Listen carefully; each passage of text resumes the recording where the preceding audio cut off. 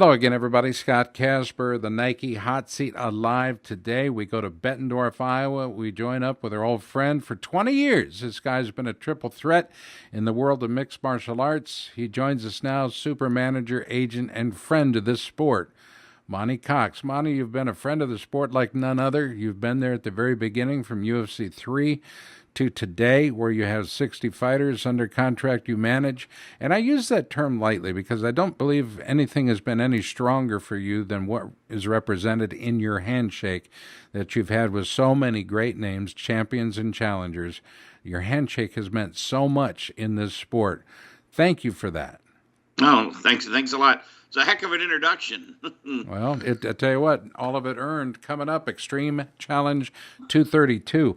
You and I both know that may be the event's name and the total number of events under that brand, but you've been involved with mixed martial arts events totaling well over 600 events. Right. I asked you earlier, I said, how do you keep up with it all? And you told me of the accident your 3 children were in, causing you to take a moment, take a breath, and reassess how busy you actually were in mixed martial arts. Absolutely. I mean, there was a time that I was working for a company in Russia, M1 Global, and I was working with some people out of New York, still doing my stuff here, and still managing everybody. And I was on a plane. I did 2.5 million miles with United, and I was out of the country almost every other weekend. And when I was in country, I was driving somewhere, and my children were in an accident, and when they were in high school, and that was a real eye opener for me that things change in an instant, and I was lucky that they all survived, and I told myself then I was going to start spending more time at home, that needed to change my priorities, and I stayed with MMA. I mean, I still manage people, and but I quit doing the M1 Global deal, and I quit having to go to Russia and Amsterdam and Japan for that, and it enabled me to sit here and work out of my home and spend a lot more time with my kids. Monte Cox joins us. The event we're promoting today and talking about is coming up. It's Extreme Challenge 232 at Wild Rose Casino and Resort in Clinton, Iowa. Tickets on sale now. The event date is Saturday, May 30th, so literally around the corner. This will be the first time MMA has appeared at the Clinton address of Wild Rose. We've done one before. I believe it was perhaps Chad Bergmeyer, but up in Emmitsburg, Iowa. Tight indeed, man. I tell you what, you put an event like this in a town the size of Clinton, it's going to sell and sell out. Tables are available, $400 a piece. It's a table of 10. And, of course, then there's also single seats available, but we encourage you folks to get out and see this. We'll talk a little bit more about the card here shortly. But, Monty, you've had so many great names. The first one, of course, that comes to mind that you've been able to build and take the ride with. Pat Miletich is perhaps one of the most respected names as he has evolved inside the sport, right alongside the sport as it's evolved. Can you talk about that special relationship? Well, it really is a special relationship. He was actually here 2 hours ago working me out. So he comes to my house at 8:30 in the morning, and he wants me to get back in shape. So he comes over, and we go down to my gym and work out. So, but we started back when I was sports editor of the Quad City Times, and I was more in boxing than anything else. And I was told some local guy was going to do Ultimate Fighting, and I wanted to learn about it. And I called him, and he said, come out. And he showed it to me, and I fell in love with it. I thought, wow, this is something crazy. And I'd never seen the submission holds I didn't even know existed. And I said, I want to see your first fight. We went to Chicago and Battle of the Masters, and he won an 8-man tournament, and I was hooked. And we came back here and put on my first show, which was Quad City Ultimate 1, and we drew almost 8,000 people, and from that point on, I was now an MMA promoter more than anything else. You were hooked indeed, Pat Miletich. What a guy! But there's been others too, Monty, that have held titles numerous times. Right. One, of course, being Matt Hughes, Tim Sylvia, the big man. There have been so many, and their careers would be vastly different if it hadn't been for the guidance that you provided. The reason I bring this up is because today's modern day fighter has pressures that perhaps even back then we couldn't even guessed that they would have today, and a lot of it's represented through the company that is the master, if you will. Well, and the big dog, of course, is the UFC. You've counseled so many of your fighters to understand that you have two options in dealing with the UFC, and one is to fight, and the other is to not. And you've urged your fighters to stay clear of the option not to fight. Yeah, I mean the thing with the UFC is you have to understand that they're a business, and as a manager, my job and a manager's job is to make sure that fighters are taking the fights that are right for them, and also that they're being adequately paid for for the fights that they're doing.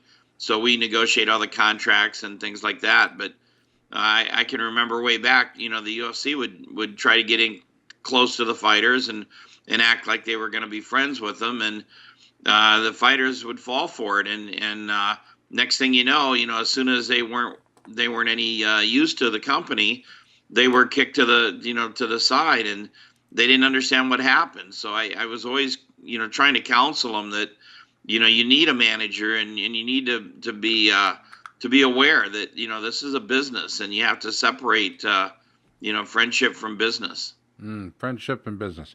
Well, I tell you what, two things that don't necessarily go together, and it's proven out time and time again. I think your career has been one of understanding, allowing you to have a relationship with UFC matchmaker Joe Silva, who's made a incredible name for himself, is putting together some incredible matchups, and also UFC President Dana White.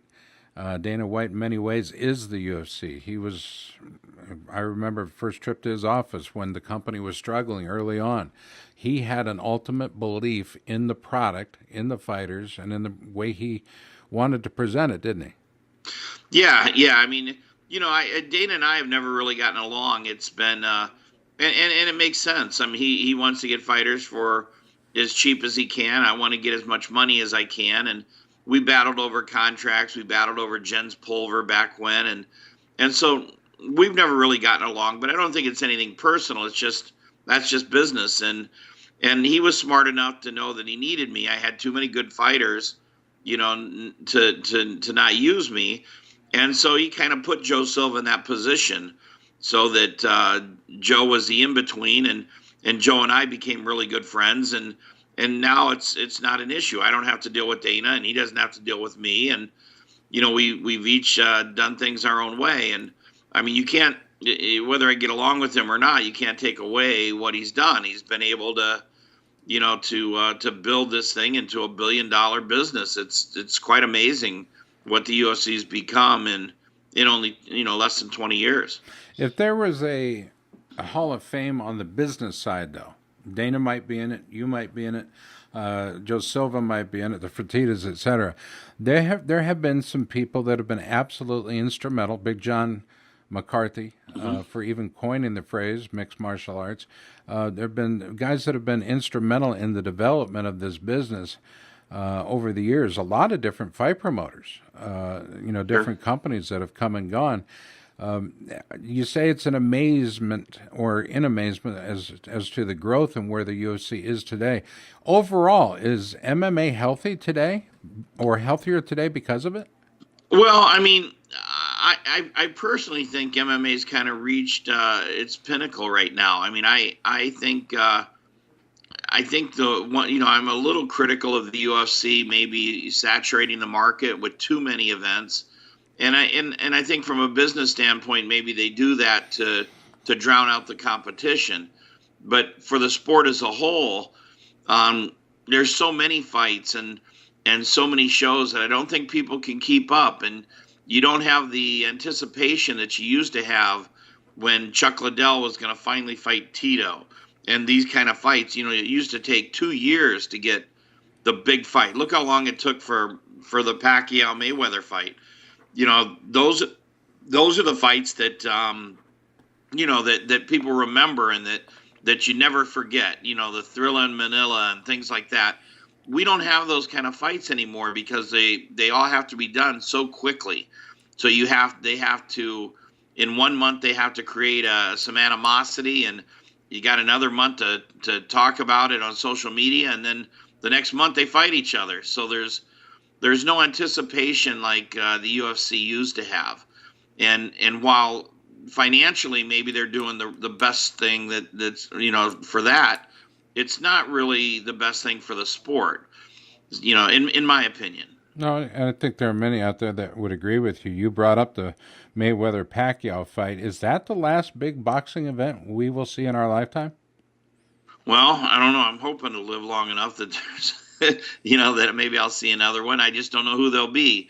I thought when they did that fight that this was boxing's chance to do something to rebuild the sport and they had over 4 million people watching on pay-per-view. So this was their chance to show that boxing is still worth watching and it's interesting. And unfortunately, trying to do that with Mayweather is very difficult. He's the best defensive boxer in history. I don't think anyone's any better defensively, but that doesn't really turn into excitement. And so, that was the complaint, was it just wasn't exciting. He's great at what he does, but he can take a guy like Pacquiao, who's known for being exciting, and he can make him a boring fighter. It's it's a catch-22 for him. He wins, but his style isn't really crowd pleasing. They said there was over $500 million done in business related to that fight, and at the end, sure. So many were disappointed, Monty. Yeah. Should the fight have taken place 5 years ago, would we have seen a different outcome? Maybe, but I still, it's like in most things, defense beats offense, and that saying fits almost every sport, and boxing's one of them. You remember when Michael Nunn was at his best, when he was 30-0 and untouchable. It wasn't his offense; it was his defense. He couldn't hit the dang guy, and his long arms, and he could hit you, and he he didn't really try to put you away. He just outpointed you every round, and that's what Mayweather does. He's just developed this skill set that. I think Pacquiao hit him 81 times in 12 rounds, 81 times. That's absurd, to watch a boxing match where in 3 minutes the guy's only able to hit you, 7 times. It's crazy. Pacquiao, of course, didn't need the money, neither did Mayweather, but I think their love for the excitement of the game probably trumped all. We're talking with Monte Cox, one of the great triple threats in the world of sport. He's a guy that's been ultimately very fair with his fighters, with the companies he's dealt with the commissions he's had to deal with. We've seen commissions evolve over time, wanting to exercise more control, to extract more taxes, really kind of putting I think, a headlock on many promoters in many states. Would you agree? Yeah, it's a necessity, though. I was, of course, there when there were no commissions at all, and it was very dangerous to go anywhere. You didn't know what other people were doing. Some people didn't have ambulances or doctors present, and it was really the wild, wild west. And I never did that. I always had a doctor. I always had an ambulance. It was one of those things that right off the bat I wanted to do it right. So when the commissions came in, most of the stuff the other promoters were upset about, I was already doing, so it didn't bother me. And I didn't have to worry about going to places, and getting shut down. And that was a threat back in the 90s and early 2000s. You could go to Michigan and the attorney general could, this is what happened to me. The attorney general came in and said, we don't want this here. And I said, well, I don't think it's illegal. I don't think you really have grounds to stop me. And they said, well, we'll find out. We're gonna give you a hearing on Monday, whatever, the 21st. And I said, well, but my show's on the 19th. And he said, exactly. So he said, if you want to come around Monday, we can argue it. So I said, out of Michigan, we're back to Iowa. So those were the type of things that went on back then. And with commissions, man, it's so smooth. I gotta give props to Joe. Walsh here, here in Iowa. He makes it easy, and that's what it's supposed to be. I mean, commissions are supposed to be there to help you. Their number one thing is fighter safety first, but beyond that, they're supposed to work with promoters and try to make sure that we're all looking for the same things. A good, exciting, safe show. And Joe does a great job of that. He works with us. There are certainly commissions out there that they almost don't want you to come there. They're so difficult and so hard to deal with that I don't know why anybody would even go to that state. Exactly. We're talking with Monte Cox. Coming up, Extreme Challenge 232 in Clinton, Iowa at Wild Rose Casino and Resort. Tickets on sale now. Go to wildroseresorts.com and you'll be able to understand from there where to buy tickets. It's easy enough. Follow them on Facebook and Twitter as well. Our conversation today is brought to you in part by our friends at Nike. Nike Wrestling, yeah, they're back. Look at the new Nike Freak. And just try to get a pair right now. I'll tell you what, retailers are out of them for a reason. They're cool. Table of 10, by the way, goes for $400. That's $40 a ticket. Easy enough when you consider the great fights on the card. Talk to us about this particular card, Monty, at the Wild Rose in Clinton on May 30th. Well, we're doing some new stuff, and it's hard to do new stuff when you've done 600 shows. But we'll have the very first Iowa State Championship, and this is something I worked with Joe Walsh to install late last year. Something that every show has their own titles, but I said, how about one just for Iowa kids?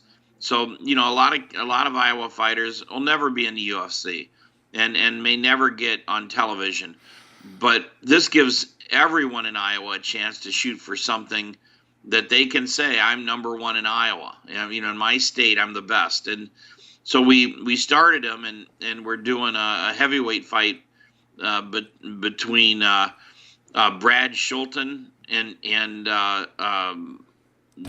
Monahan. Yeah. For the heavyweight title, and I'm excited about it. I think it's something pretty neat. We came up with a real nice belt. I mean, nicer than most. And it's the start of something.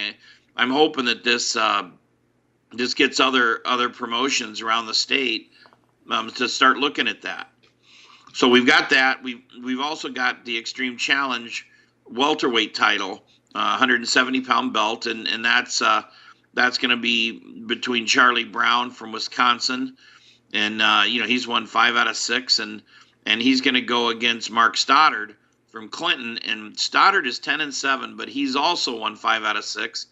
And this guy's for real. I think if Stoddard wins this fight, I'm looking at maybe taking over managing him and stuff. And I think since he's dropped to 170, he's really put things together. I think he could maybe go national and sign with a bigger show. Where once it was an oddity. We're seeing more and more of it now, and more success from it. Women in mixed martial arts, Monty. Yeah.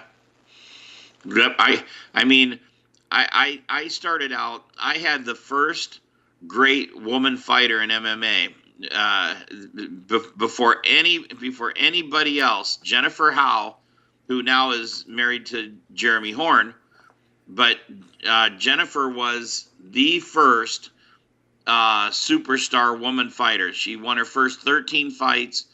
We traveled the world, traveled the country, fighting all the top-ranked girls, and she'd knock everybody out. She was so tough. She had world titles at 125 and 135, and eventually, it was so hard to get fights. There just weren't enough women, and when she retired, I said, that's it. I'll never do another girl fight because it's just so dang difficult. And then I got a phone call one day out of the blue. It was about 3 years ago, and this girl's talking to me. She said, I want to do mixed martial arts, and I said, well, have you had any fights? And she said, not yet. That's why I'm calling you. and I'm thinking, the last thing I need to do is start from scratch with amateur fights and stuff like that. And so I'm ready to let her down easy. And, I say, well, tell me about yourself. And she says, well, I won a silver medal in the Olympics. I said, that's good enough for me. We'll sign you. And that was, that was the beginning of my relationship with Sarah McMahon. And now, of course, we fought for the UFC title, and she's like the number 3 ranked girl in the world. But we did start from the beginning. We started amateur fights, and then into the pros, and then into the UFC. And since that time, women's MMA has grown so much that I now have like seven women fighters. And the one that you're familiar with, Sharon Jacobson, yeah, she fights for Invicta. She just won the U.S. Open out of nowhere after not competing for 4 years. She got in shape for MMA, went back to do wrestling for the fun of it, and wins her second U.S. Open title. And I got to tell you, I announced that event. She looked good, Monty. Sharon looked awesome. But then just a month earlier, she couldn't open her right eye because she got punched. She got punched at the very beginning of her fight, and all it did was just make her mad. Isn't that something? Well, the evolution of the sport continues under the watchful eye of a friend of this sport. He has been a true friend to the other promoters that have tried to compete with him, against him, for him. I tell you what, you've been a friend, Monty, and I'll never sell you short in any regard. You've always been fair to the announcers as well. I've been it's been my pleasure to be able to work with you on a number of events over the years, but when it came to providing fighters for fight cards, you were always there making great suggestions even when they weren't represented by you. Oh, of course. Yeah.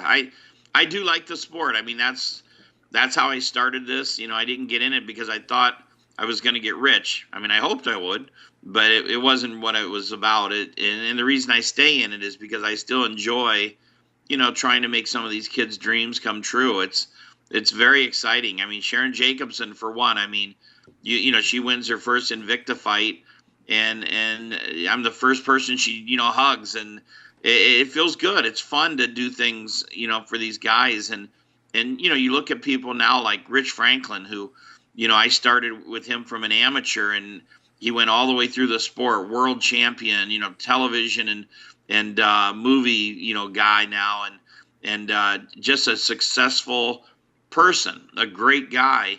And we're still friends. We talk every week. I mean, we did something together that most people never get to experience. We're on top of the world, and I've been very fortunate. I've had 8 UFC champs, and I get to experience that whole trail, the ups, the downs, but I'll tell you, when they finally reach it, and they're putting that belt around their waist in the octagon, I mean, I'm as happy as they are. It's something that it's so fulfilling. The tears are for real in many cases. This sport it brings out the best in people. It can also bring out some shoddy characters as well, but those that tend to weed themselves out no matter the sport. Right. Extreme Challenge 232 promises to be a great card. Todd Monahan versus Brad Schulte, Mark Stoddard versus Charlie Brown. Have fun with the name, kids. They'll hit you double tough. But it's Extreme Challenge. Going to be taking place at Wild Rose Casino and Resort in Clinton, Iowa. Tickets on sale now. We want you to be there. Monte Cox will be there. And if there's one thing I want you to do, I want you to go up, shake his hand, and just say, hey, thanks. It's been a wonderful ride, and I'm looking forward to many more years with you, Monty. My best to your family and all those that you represent. Tell Pat we said hello, but I'm looking forward to seeing you in Clinton, Iowa on the 30th of May. All righty. Thank you very much. For all of us at Takedown, I'm Scott Casper, wishing you and yours a good one. Thanks for watching this very special edition of the Nike Hot Seat with Monte Cox.